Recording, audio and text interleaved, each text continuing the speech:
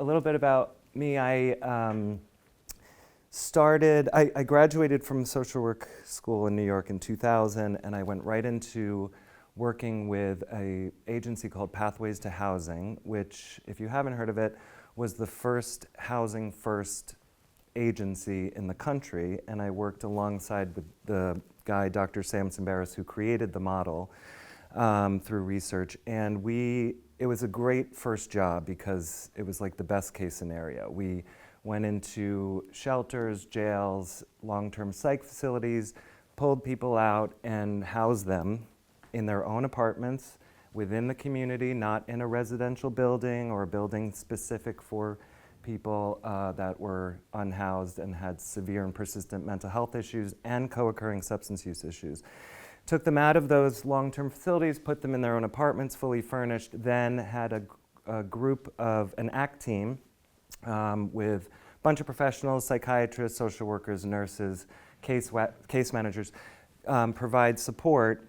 And we had an 88% success rate, meaning people who have pretty much been cast aside by society, who are in long-term psych facilities or jails where they're institutionalized and whatnot, were able to not only maintain their own apartment in the community, but work towards sobriety, work towards compliance with medication, get jobs, get fully back integrated into the community. So when I say housing first in meetings, I know what I'm talking about, first of all, and I've seen it actually work. So it's something that I keep trying to push in the city of Portland. And we're starting to see glimmers of that with the Preble Street Housing First thing. It's still a residence, but we're getting there. Within that work, I learned a lot of everything I know about harm reduction, because a lot of the work we were doing, like I said, it was adults with serious and persistent mental health conditions.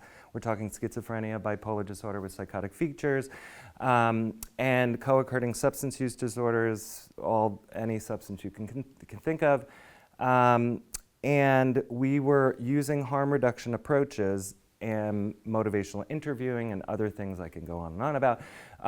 We were able to really get everyone back into their own care and take ownership and lead the charge for their own care. I just got a message from one of my older clients on Facebook who told me he just got married, and this was a guy who had spent most of his entire life in an institution, whether a psych or jail, didn't really know how to function in the community, needed a lot of structure because of being institutionalized.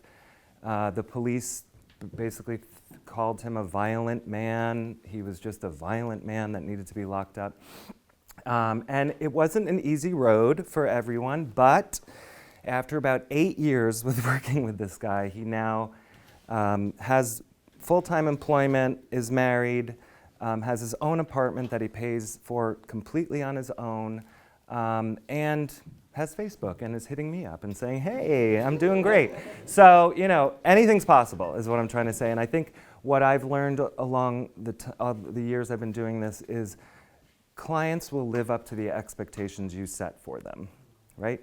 So if you're saying, I feel that you can succeed in your own apartment in the community, most clients will live up to that. It's the barriers that we put on our clients and that systems and society puts on our clients that prevents most people from succeeding. So now I can go into actual Narcan. So a little bit about what we do with public health with the harm reduction team.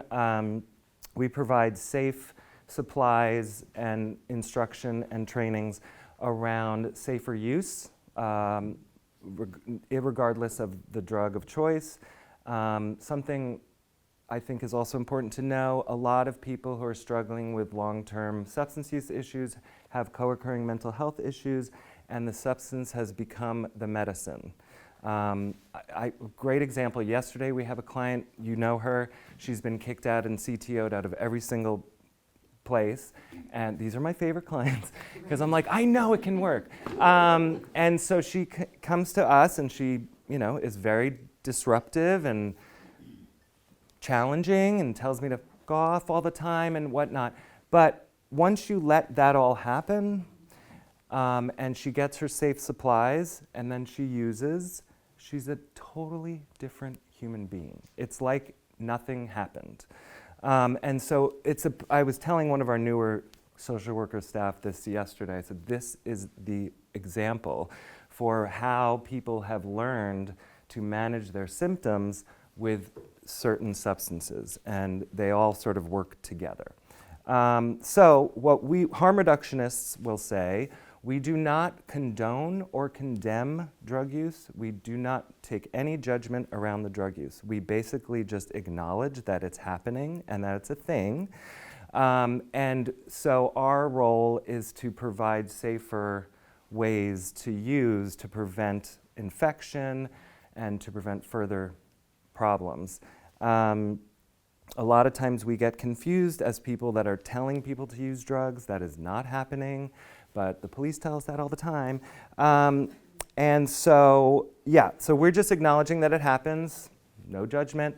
And research now shows that people who struggle the most with chaotic drug use are 5 times more likely to even consider recovery through a harm reduction program. Because what we do is, when we remove all the judgment, and sometimes we judge without thinking we're judging, but if you remove all the judgment, people are much more likely to come back and talk to you and maybe potentially open up. So these programs are extremely important, and I know, like everything else, it's become politicized, but these are extremely important programs. So, Narcan. So how many people have heard of Narcan, has anyone here used Narcan besides Matt? I know you have, okay. So just a little overview. Narcan is a drug that only works on opioids. And right now, the FDA has 18 approved opioids on the market, 18. Most of them are used in the hospital only, and they're stronger than morphine, let's say.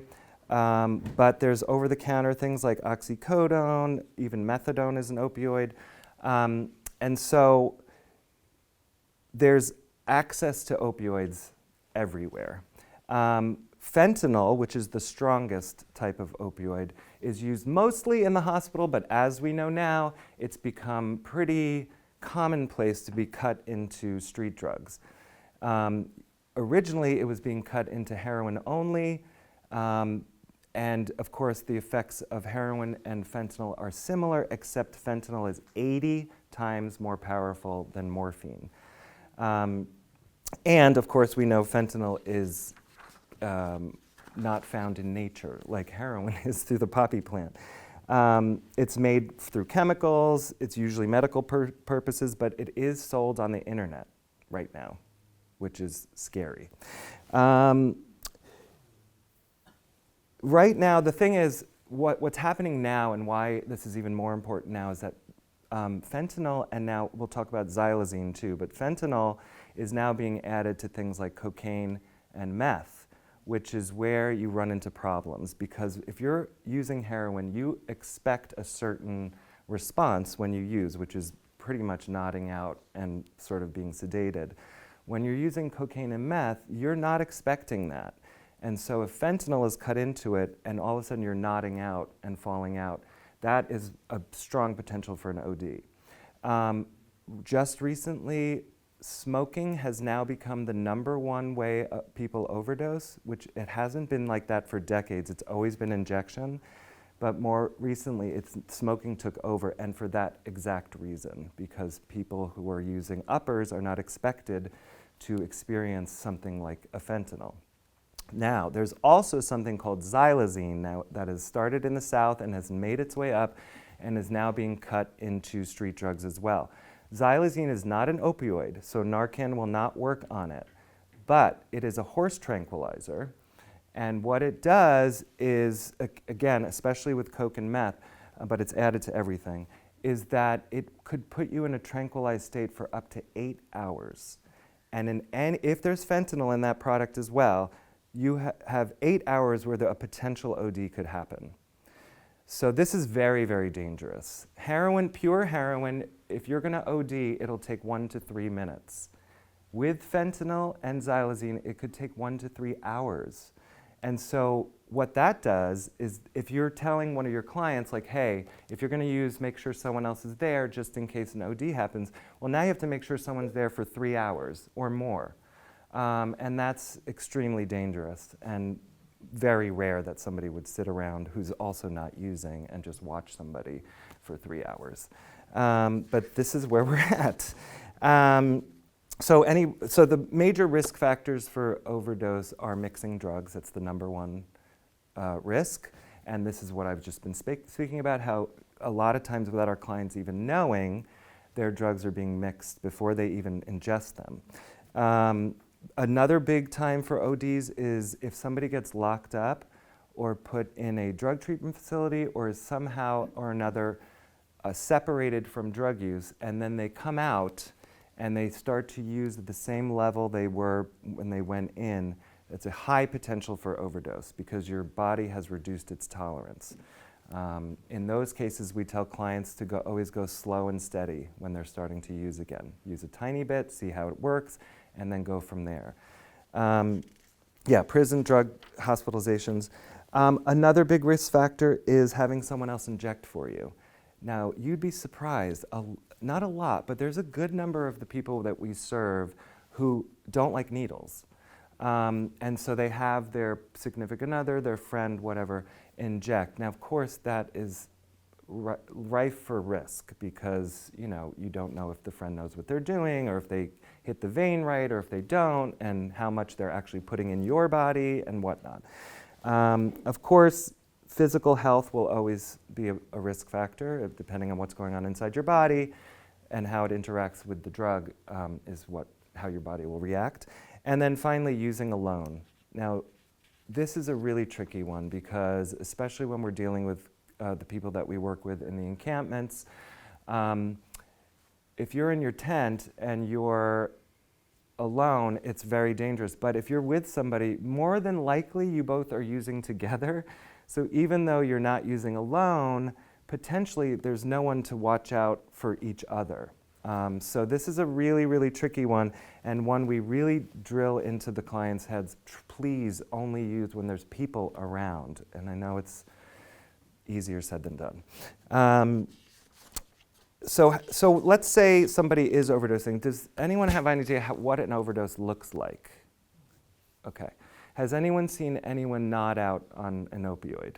Okay. So I want to talk about the difference because that's where the importance is. So if you are just extremely high, you will nod out, which if anyone hasn't seen it, somebody will just stand and slowly sort of go down but never fall over. And the difference is if you're overdosing, you might start turning blue, but don't wait for that. The difference is you might still be breathing too in an overdose. So a lot of people say, oh, they're breathing, they're not overdosing. The signs are somebody is in that sort of fallen over position or they're starting to. I watched somebody overdose right in front of me, so it's like a slow motion fall. And then the breathing slows down. It might sound like a gargle or something like that, but they can be breathing. It's just slowed down a lot. Now, this could happen when you're high too, so what do we do to figure out what's happening? The big thing to do is sternum rub. So I want you to take your knuckles where it actually hurts, like the hardest part of your knuckles, and you're going to rub pretty vigorously the person's sternum. Now, what this is going to do is this is going to tell you what's happening. If the person, even if they're extremely high, they will wake up from that and they will, even in a sort of sedated state, be like, what are you doing? Or, there'll be movement. The other thing you can do is pinch. Not a hard, you're not trying to hurt people, you're just trying to wake them up, basically. So a little shake of the shoulder and a pinch. If those two things happen and there's no response, the person is overdosing. That is your telltale sign. Everything else could look the same, like I said. It's important not to think that their breathing has to stop. That's not true. If the breathing stops, then you're talking about someone about to die. So it's beyond the overdose part, and we're already at the part where you have to be doing chest compressions and rescue breaths. But we'll go into all those specific things. So what happens when an overdose happens? The breathing slows. Eventually the breathing may stop. The lack of oxygen causes brain damage. The heart stops and there's death. These things happen relatively quickly, so it's important to see the signs as they're happening and respond. Blue tinge. If there's any blue tinge on the fingertips and lips will happen first. That means not only they're overdosing, they're having a hard time pulling in oxygen. Again, it might not happen right away. So if you're with a client and they say, I'm going to go use, it might not happen right then, depending on what's in the product. It could take hours. The other thing, telltale sign of an overdose is pinpoint pupils. Now, I tell that at the end because I don't want everyone opening people's eyes and you don't want to be as least invasive as possible. Now, I know this seems invasive, but honestly, if you unfortunately experience this, you'll see the difference of somebody who's just high and someone who's overdosing. Okay, so what do we do now? So we've done this, we've yelled their name, not responding. We want to make sure we lay somebody down on the ground, on their back. Now this can be challenging. The last person I gave Narcan to was right outside of the GA office. I slowly watched him go down, and he was sort of holding a bicycle and had a backpack on. And so when he got down on the ground, he was like twisted. And so I actually called one of my coworkers to come out. One of us took the backpack off, we untangled the bicycle, we laid him down on the ground. It's important to, as much as you possibly can, lay them on the ground. Soft head, hand under their head so you're not hurting anyone. If it's too hard to get this part done, focus on the Narcan. You're not gonna, I can't do anything because they're not laying on their back. No. It's just ideal to have them on the back because in that way you have a hand under their neck and you want to tilt their head back a little bit so their nostrils are open. We're also talking about nasal Narcan. I'll go into the other one. You all will have this in your pocket or in your car or what have you. They come in a 2-pack in a box. I recommend taking them out. You don't need to be opening a box when somebody's overdosing. So there's 2 in a box. You'll have these 2 things. Oh, that one I used in the last one. Never mind. You'll have these 2 things. So you grab one. Now, if you're alone, I'm going to tell you how to do this alone, and then I'm going to tell you if somebody else is there because it's ideal that somebody else is with you because somebody needs to be calling 911 at the same time. So, depending on how close you are to the Narcan, if the Narcan's in your pocket, I say do Narcan first. While you're watching them, call 911.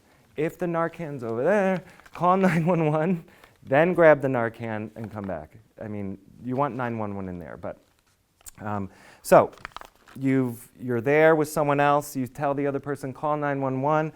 You want the person who's calling 911 to say, unresponsive, possible overdose. Those are the key words to get someone to go, oh, okay. Not, I think they did drugs and now no. Just say we have an unresponsive person, we're giving Narcan, we think it's an overdose. That's enough. So you pull out your Narcan. On the top right of the back, there's a little pull tab. You take that off. You don't need the instructions. That's what I'm here for. Okay, so it's this little tiny thing. Each one of these has 1 dose of Narcan in it. It's a spray. What I like to do is put it between my middle finger and ring finger so my thumb can press the Narcan. You go up to the person, you pick a nostril, doesn't really matter, head tilted back, you just stick it all the way in the nostril. It will only go up to your fingers. This is why I put my fingers here so you're not like really shoving it in. And then just push.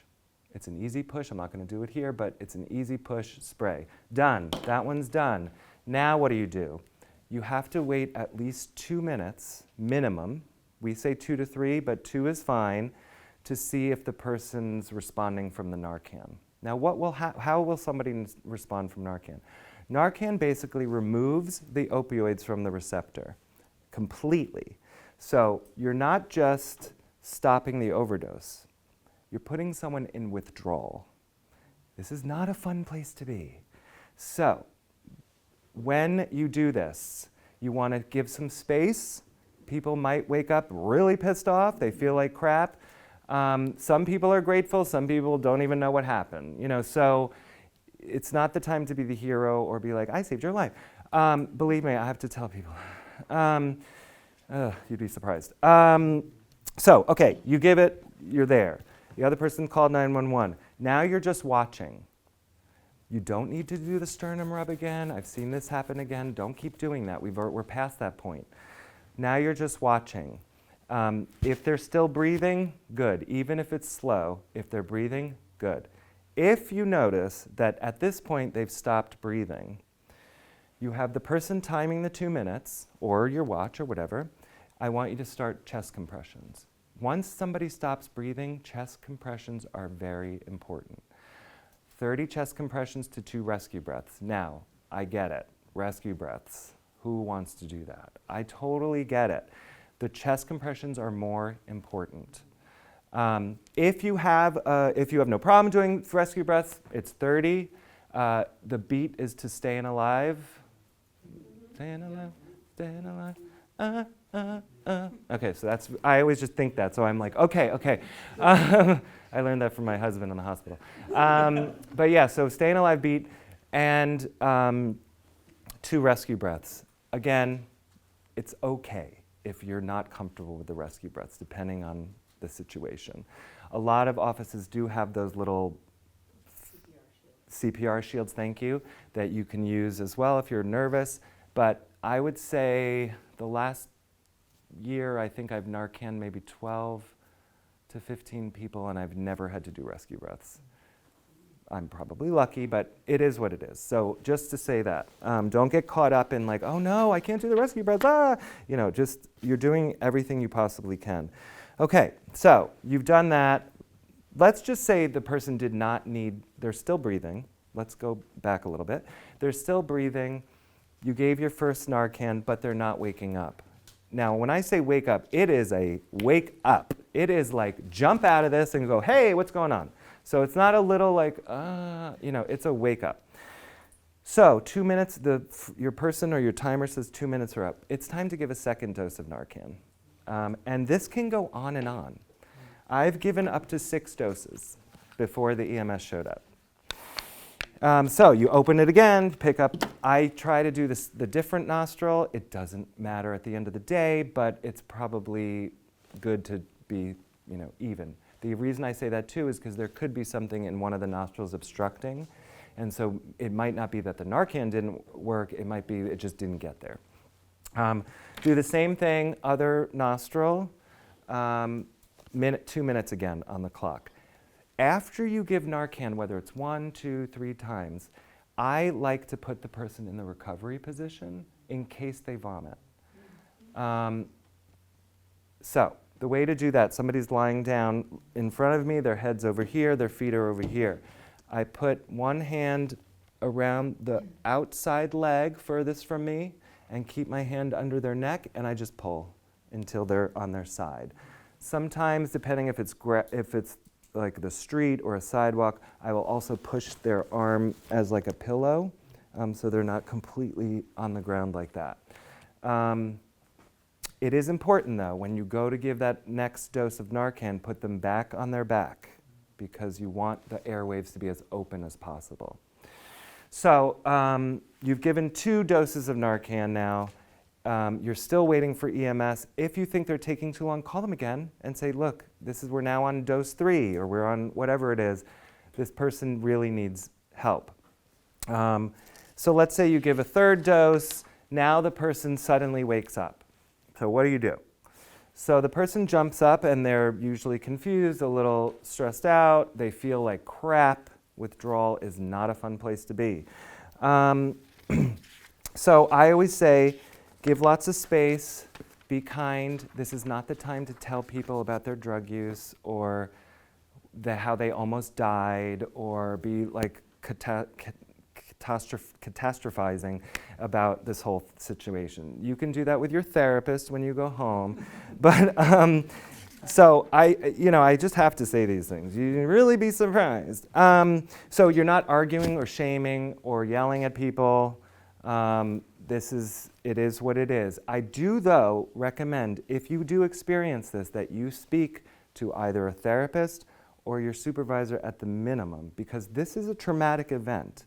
You've literally just saved somebody's life, and it usually is somebody that you're working with. So it's definitely an event, and I think a lot of us just are so used to doing it that it's just like, yeah, well, that's what we do. It takes a toll. So be mindful of that, and be mindful of your own feelings and emotions. And then finally, I just want to say that I want to reiterate, that Narcan only works on opioids, not xylazine. Fentanyl, yes. So this is the other thing. Most of us won't know what the person ingested or what was cut into it. So it's potentially a xylazine trank state that they're in. This is why it's become so complicated. So the xylazine tranquilizer is a horse tranquilizer. So on a human, it's going to take it to the next level. The problem is, you might think they're overdosing. It's fine to give Narcan even if they have no opioids in them. So if you think someone's overdosing, do it. Do it. Even if it's xylazine, they won't come back from this, but they probably won't die in the first place because it's not an overdose. So if you aren't sure, err on the side of caution. You might say, oh, well, they only do crack. Yes, they put fentanyl in crack now, and they put xylazine in crack now. So it could be fentanyl, it could be xylazine, only one will be affected. No harm will happen to anyone. If I just did this right now and stuck this in my nose, nothing would happen. No harm. So there's no harm in giving it to someone who doesn't need it. Okay? And then finally, the main Samaritan law, just so people know, if cops give you a hard time, which some of them like to do, the main Good Samaritan law says that anyone who is helping somebody due to a drug-related overdose, whether you took drugs from the ground and put it in your pocket to get it so the cops didn't see, or you moved the paraphernalia, whatever, you cannot get arrested. The person cannot be arrested even if they have paraphernalia on them, and you can't be arrested. So that's the law, because the idea is that you're helping someone save someone's life, so all that other stuff doesn't really matter. It is the strongest Good Samaritan law in the country. That's amazing. I didn't know that. Do not be afraid to exercise your rights. Totally. It is rock solid. Yeah, and I would say most of the cops that I've interacted with know that, there's always a rogue person here and there that, gets on a power trip. Did you have a question? Yeah, it was just, were you saying that you're finding that people that are in like a xylazine high, they're mimicking overdose? Are they not waking up from the... Well, they will, but it's because it's such a higher, because it's meant for horses, like 3 times as big as we are or more. I don't even know how much a horse weighs. But they might wake up, but we're not sure yet because we don't have enough research to really know what the actual difference is. But we've certainly responded to what we thought was an overdose because of this, no response. And given Narcan, nothing happened. They were fine, though, after a time, and then we realized it was probably xylazine that knocked them out. But yeah, sometimes it does mimic. Sometimes it does. My understanding is that even if you do reverse an overdose, if xylazine is involved, the person can re-overdose without taking additional drugs within that I don't period know of about time. that. Is that something you had heard? I haven't heard that, but honestly, it That wouldn't they can just surprise me. supplement again. Yeah, I certainly think the difference between someone waking up from an opioid-only overdose and an opioid xylazine overdose is the person on just the opioids, including fentanyl, will wake right up, whereas the person with xylazine might be a little more groggy and might still be like, I don't know what's going on. But yeah. I just have a question. I know that in responders are the fire department, correct? Mm-hmm. So you get the ambulance from the fire department as well as The the fire police. truck. Yeah. Is that the same in other cities? So you wouldn't necessarily have police showing up when you call 911? Every time I've called 911, Yeah. police have shown up. Is that because you're saying it's an overdose and that's why they're showing up? I believe that they have to go out. They're linked. So you get them both? Like if you You do get them both. And Yeah, the ambulance does come, but I've always had police there too. During the house, you call ambulance for somebody that's hurt in your yard. Yeah, Right. Police will come, fire truck will come. yeah. That you come. All three of those come. I will also add, only because of recent personal experience, a lot of people are learning how to use Narcan, which is great. There are people who think they're heroes. And recently, I was dealing with somebody on the side of the road, 2 Narcans in, coworker timing, called 911, we're waiting, and this person literally jumped out of their car and said, I have Narcan, move, and started sternum rubbing. And I was like, dude, we're past that. Like, we're past that. And he's like, no, but I know what I'm doing. And so it's really important that one person take charge and then get as much support as you need, because also we were outside of the GA office, and so there was starting to be a crowd. And thankfully, my coworker might be this tall, but she is a brute. And I just heard her say, get back! And everyone was like, whoa! I was like, oh, thank you. But yeah, so just be mindful that it's not about who knows better or who's going to save this person's life or who's the hero. You'd be surprised. I know people want to help, but every once in a while, I'll tell you that story. It's unbelievable. So, any other questions about Narcan? I'm giving 2 cases of Narcan to you guys. Talk Yep. about picking up the stuff that's there, the paraphernalia of it. Why?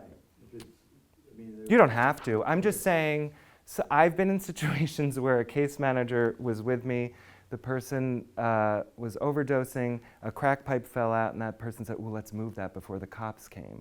And so I was just like, you don't have to. Nothing's going to happen. And if it starts to happen, you can remind the police that there's a Good Samaritan law, that we're not supposed to be doing this right now, if you are brave enough to do that, which I am. Any other questions? Yeah. With our extreme temperatures in Maine, cold Yeah. and hot, I like to keep it in my car, but then I'm concerned True. that Good the point. effectiveness will be. Yeah, I think it says it on here. It can't be above 104 degrees, and it can't be below 36. So maybe not in your car in the winter. Yeah, So good point. I I didn't even think of that. heard from Main Access Point Yeah. that, that it is effective after being frozen and thawed. So I guess that's definitely not Maybe. ideal, Yeah. It's definitely hard to mess this stuff up. but First it's pretty rugged drug. It's pretty rugged drug, for sure, and I think these are probably just like best case scenario. But it does also, like the stuff I'm giving you today, I think expires in 2026. So, it is pretty hardy of a drug. And now I did a training at Maine Health recently, and they've now, it's now law in Maine, if anyone gets prescribed any opioid whatsoever, even if it's 2-hydrocodone for after surgery, they have to go home with Narcan as well. That's wonderful. Yes. What's catching up now are the pharmacies that are like, well, we don't carry that. Okay.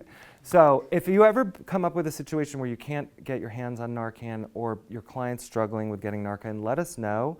We love calling pharmacies and telling them the law. And we have tons of it, and we have access to as much as you possibly need. But I will also add that it is free to Maine care recipients Yes. at the pharmacy. Yes. And there is a standing order prescription. Anyone can get Narcan from any pharmacy. Your insurance may not cover it, Mm-hmm. but I went through this where I was like, I would like to get some Narcan. Yeah. And they had it, but they were like, you need a prescription. Yeah. And I said, no, I don't need a Yeah. prescription.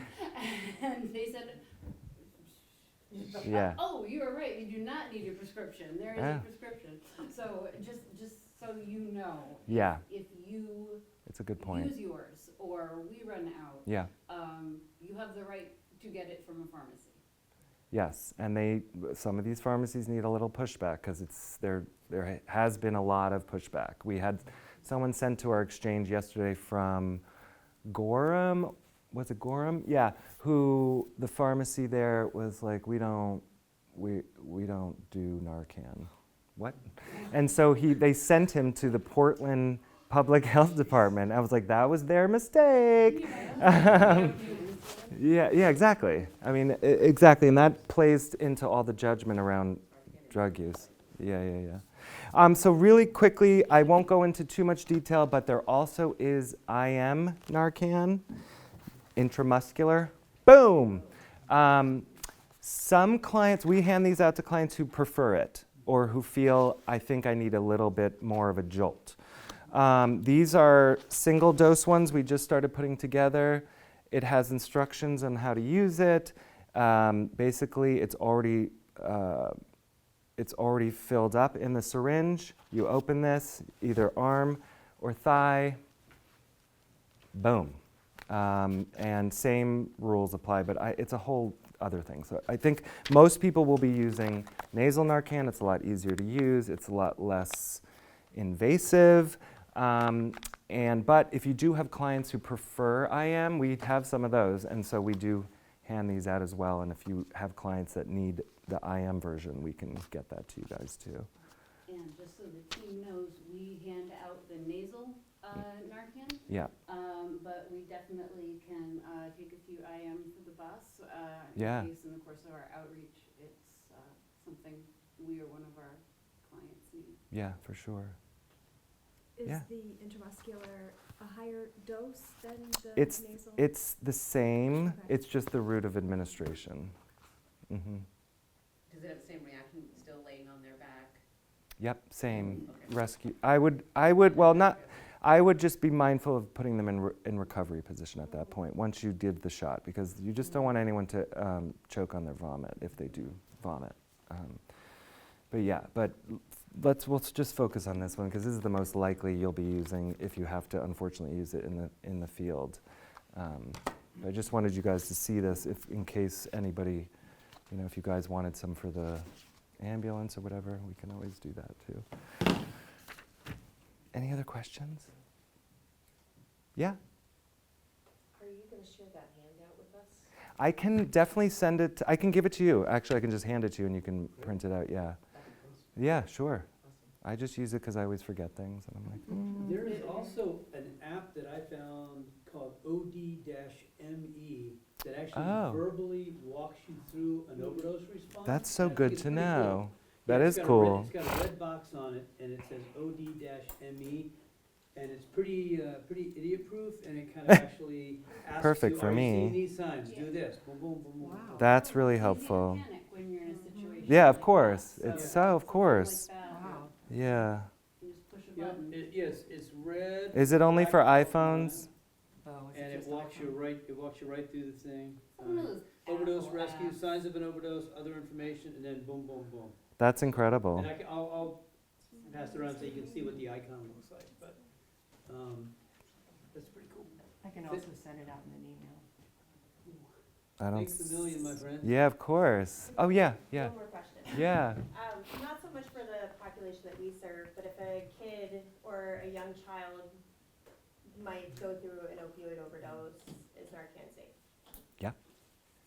Narcan is safe for any opioid use, no matter age. All it is doing is removing the opioids from the receptor. It's not doing anything else. And it won't do anything yeah. if there are no opioids. Right. So It's almost like a water spray. If there's nothing going on, it doesn't do anything. But yeah, good question though. That's a really good question. But did I hear you say they're putting fentanyl in crack? Yep. It's now we've seen it in crack, in meth. So you have people who are using that drug to increase their energy or their feelings about themselves or whatever it is, and they're going, boom. They asked me if the fentanyl test strips would work on crack. Yes, And I the said, ans- yes, they would, but I said, to my knowledge, I don't think it's likely that you Yeah. will find fentanyl in your crack, and I am shocked. to I know, learn that we I'm were wrong. too, yeah. We were too. And this is why, Very dangerous combination. exactly, and this is why ODs have happened a lot, and why smoking is now the #1 route of OD, which is shocking to me. Over injection, it's like, boom, but it's because of that. Yeah, because of that. So why are they cutting the drugs with these? Makes it cheaper. Okay. Yeah. Hmm.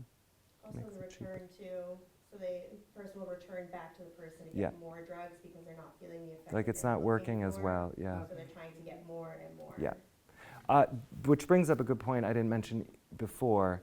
If you're dealing with a client and they're having these issues, I always tell them, do you know someone, another dealer? Do you have someone else that Yeah.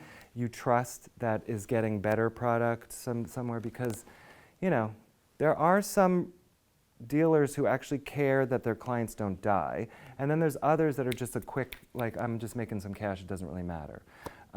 So that's also something we put out there, just, you know, be mindful that you, on some level, trust your dealer, which is, you know, Hard to do something. it's hard, yeah. Anything I else? guess I would just add that there's 2 in a box. Yep. It's been taking a minimum of 2 to revive people. Yeah. So Yeah. don't think, you know, 1 in the purse and 1 in the house is a good idea. Yeah. Keep them together. Yep. Because you probably are going to need them. Yeah, that's so true. And even if you're nervous about administering it yourself, having it on hand for the people that do. that That's are so true comfortable doing too, it, yeah. It is like, hey, if I've Yeah. got 2, you know, because I ran into this way down, back at the Bayside, when the Bayside thing was going on. Oh, yeah. And I thought one, you know, I had 1, I usually bring 2, and we had to go yelling around, do we have another one? You don't wanna be in that position, so if everybody's got 1 in each pocket, and there's 4 or 5 of us here, we are golden. True, If so we got true. 1 or 2, we might be in some, It's we might kinda be in close. some shit there. Yeah. So So true. regardless of whether you are comfortable being the one doing it, having it on you is really valuable. And that's also a good point. If there are other people around and somebody is more comfortable doing it, let them do it. It doesn't have to be you. It's just, you know, it's whoever can do it, really. Yeah. It does bring up kind of something that I observed when I was observing a potential overdose at the shelter Yeah. just a little while ago. And it's probably a hard question to answer, but when you have other folks around who maybe are the person's friends or Mhm. other users Mm-hmm. and might have opinions on whether or not this person might want Narcan, Mm-hmm. might have opinions on whether or not they should be Narcaned, or if Mm-hmm. how many you should give, or how Mhm. many Oh, yeah. how long you should wait in between. Everybody has an opinion on this, yes. And I mean, Well, I I think guess I would suggest, like what my coworker did, is that at that moment, you're focused on potentially saving someone's life.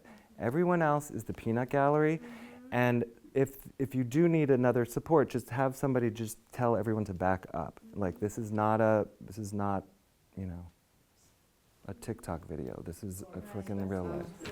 Yeah. I was gonna say, I experienced something very similar. Oh yeah, me too. When I was with a recovery coach trying to reverse an OD. Ironically enough, yeah. And someone else, you know, was fortunately, she had OD'd in the bathroom, so we had some privacy. Mhm. And I guess one thing I would like to say is if someone has OD'd, they probably used the needle. Beware of that needle. If you are going to go help that person, Mm-hmm. it's, you know, they've often dropped it, it can be sticking up. You don't want to get stuck with a needle while you're trying to help somebody.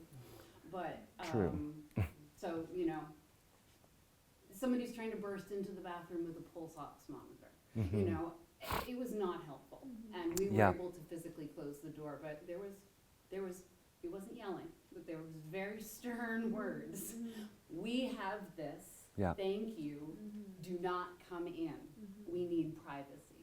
And don't be afraid to Yeah, use your big voice, because if you have to take control of the situation. yeah. And you might, it could be wrong too. But again, you give Narcan and nothing bad's gonna happen if there's no opioids involved. So you're doing the best you can on what you think is happening. And it's way better to err on the side of caution. And nobody wants Narcan. Waking up in a withdrawal, nobody wants that. But the alternative, so it's like one of those situations you just gotta tune it out if you can, but it's hard, I know. Literally, someone tried to physically remove me in the middle of a thing, so it was interesting. So let's say you're giving your 2 shots, the police or the fire department aren't there yet. Yep, There's no response, and you just keep going, how long? Until until they wake up. I mean, if you only have 2. and Then you you're can only getting use them, 2, yeah. And they're not coming, and they haven't come back, Yep, and they're still breathing shallowly, and the EMTs aren't there, call them again, because there's Yeah. nothing further you can do. yeah, exactly. The EMTs need to be there. Yeah. They'll have everything to revive the person, but unfortunately, that's magic, and without that, you're So 4 or 5 What about doses and I've done 6 before. before they finally react. Hmm. Luckily, in the city of Portland, generally speaking, by the time you hit somebody with 2 or 3, they're gonna be on scene. I mean, Yeah, I for work at sure. Spurwink, they're doing the block, Yeah.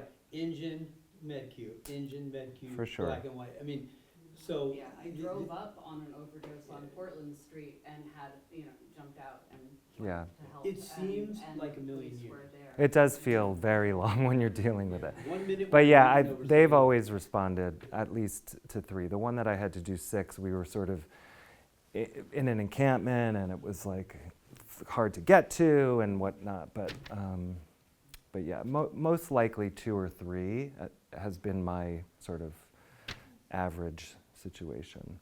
What do they do then? Continue to just give more, or do they? No, at that point, well, if they haven't woken up, they will continue to give more, but they'll also give them oxygen, and they'll, put them in the ambulance and do everything else. So, but once they show up, that's it. You're done. I would just be if you're working in an agency and these things have to be documented, which they should be, the only thing you want is the officers' names, badge numbers, and what time they showed up. Because you might have to report, okay, I responded to an overdose, this is what happened, up to the point that officer so-and-so and so-and-so showed up. I always stay a little longer just to make sure the police are not harassing. But you don't have to do that. I like to challenge authority. So let's say you give the person the Narcan, they Yeah. come to, they Yeah. start going through withdrawals, Yep. then what happens? Well, they'll probably leave. Yeah. Most likely, they'll be like, oh, you suck, and then they go. Most likely, that's what's going to happen. I also learned to give personal space the hard way.